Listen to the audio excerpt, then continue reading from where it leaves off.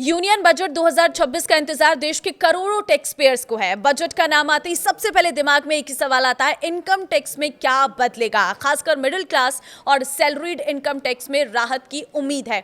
महंगाई बढ़ती ईएमआई और रोजमर्रा के खर्चों के बीच टैक्स स्ट्रक्चर में बदलाव की मांग तेज होगी। हर साल की तरह इस बार भी आम लोगों की बजट पर नजर टिकी हुई है, लेकिन इस बार बजट में बहुत कुछ खास आपको मिलने जा रहा है, उसी पर चर्चा करेंगे। नमस्कार, मैं हूं आपके साथ ममता तिवारी और आप देख रहे हैं न्यूज 18 का डिजिटल प्लेटफॉर्म।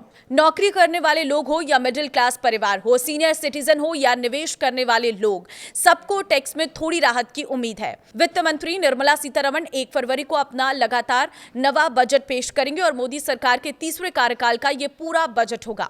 ऐसे में लोगों को लग रहा है कि इस बार टैक्स सिस्टम को और आसान बनाया जा सकता है ताकि आम आदमी को सीधा फायदा मिले। आइए जानते हैं बजट 2026 से आम टैक्स पेयर्स को क्या फायदा हो सकता है। तो सरकार ने इनकम टैक्स की नई रिजीम का ऐलान यूनियन बजट 2020 में किया था। तब से इस रिजीम को अट्रैक्टिव बनाने पर सरकार का फोकस रहा है। इसका फायदा दिखा है। इंडिविजुअल टैक्स पेयर्स की दिलचस्पी नई रिजीम में बढ़ी है। टैक्स पेयर्स का कहना है कि अगर वित्त मंत्री कुछ बड़े उपायों का ऐलान करती है तो टैक्स पेयर्स के बीच नई रिजीम का अट्रैक्शन और बढ़ सकता है। पहली चीज है स्टैंडर्ड डिडक्शन में इजाफा। देखिए, अभी इनकम टैक्स की नई रिजीम में स्टैंडर्ड डिडक्शन 75,000 रुपये है। American chambers of commerce in India ने सरकार को इसे बढ़ाकर 1,50,000 रुपये करने की सलाह दी है। स्टैंडर्ड डिडक्शन का फायदा सिर्फ नौकरी करने वालों को मिलता है। इससे एम्प्लॉयज़ की टैक्स लायबिलिटी कम हो जाती है और इस बेनिफिट के लिए उन्हें किसी तरह का निवेश नहीं करना पड़ता है। दूसरा है हेल्थ इंश्योरेंस पर डिडक्शन। अभी हेल्थ इंश्योरेंस के प्रीमियम पर डिडक्शन सिर्फ इनकम टैक्स की ओल्ड रिजीम में मिलता है।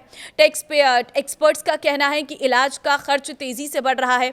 इससे हर परिवार के लिए हेल्थ इंश्योरेंस जरूरी हो गया है। अगर सरकार नई रिजीम में भी हेल्थ इंश्योरेंस के प्रीमियम पर डिडक्शन की इजाजत देती है तो इससे लोगों को काफी फायदा होगा। तीसरी चीज है टर्म लाइफ इंश्योरेंस पर डिडक्शन। सरकार टर्म लाइफ इंश्योरेंस पर डिडक्शन की इजाजत इनकम टैक्स की नई रिजीम में भी दे सकती है। टर्म लाइफ इंश्योरेंस में सेविंग्स का कंपोनेंट नहीं होता, इसमें सिर्फ प्रोटेक्शन होता है। अगर पॉलिसी होल्डर के साथ कोई अनहोनी हो जाती है तो नॉमिनी को इंश्योरेंस कंपनी से बीमा का पैसा मिल जाता है। ये मध्यम वर्गीय परिवारों की सुरक्षा के लिए ज़रूरी है।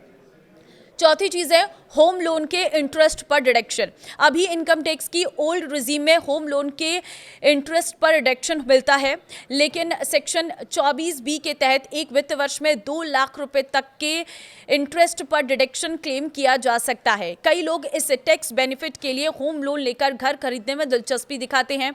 नई रिजीम के टैक्स पेयर्स को भी ये टैक्स बेनिफिट मिलना चाहिए। पांचवी चीज़ है सरचार्ज के लिए इनकम की लिमिट बढ़ाई जाए। अभी तक नई टैक्स रिजीम में टैक्स पेयर्स की इनकम 50 लाख रुपए से अधिक होने पर सरचार्ज लगता है। इनकम के हिसाब से इसका रेट 10 से 25% के बीच है। एक्सपर्ट्स का कहना है कि सरचार्ज के लिए 50 लाख रुपए से अधिक इनकम की लिमिट बढ़ाई जाए। इसे बढ़ाकर यूनियन बजट में कम से कम 75 लाख रुपए किया जा सकता है। तो देखिए, ये कुछ ऐसी चीज़ें हैं जो इस बार के बजट में आपको देखने को मिल सकती है और अगर इस हिसाब से सरकार ने बजट तैयार किया तो कहीं ना कहीं लोगों को राहत मिलेगी और जो नई टैक्स रिजीम है उसकी तरफ लोगों का आकर्षण और बढ़ता चला जाएगा। इसके अलावा कई सारी चीज़ें ऐसी हैं जिस पर टैक्स बढ़ाया जा सकता है जो आपके लिए नुकसानदायक भी हो सकता है। अगली रिपोर्ट में आपको दिखाएंगे कि कैसे कौन सी चीज सस्ती हो सकती है और कौन सी चीज महंगी हो सकती है। कल 1 फरवरी को बजट आ रहा है, ऐसे में आप बजट को ध्यान से सुनिए क्योंकि उसमें आपके फायदे की बहुत सारी चीजें रहने वाली है। इस वीडियो को शेयर कर दीजिए उन लोगों के साथ जो इंतजार कर रहे हैं कि आखिर टैक्स में क्या बढ़ोतरी देखने को मिल सकती है और किस तरह से इसमें बदलाव हो सकता है। अब आप क्या कहते हैं इस पर मुझे कॉमेंट में जरूर बताना और आप क्या चाहते हैं बजट में ऐड हो वो भी अपनी कॉमेंट में राय जरूर देना। नमस्कार।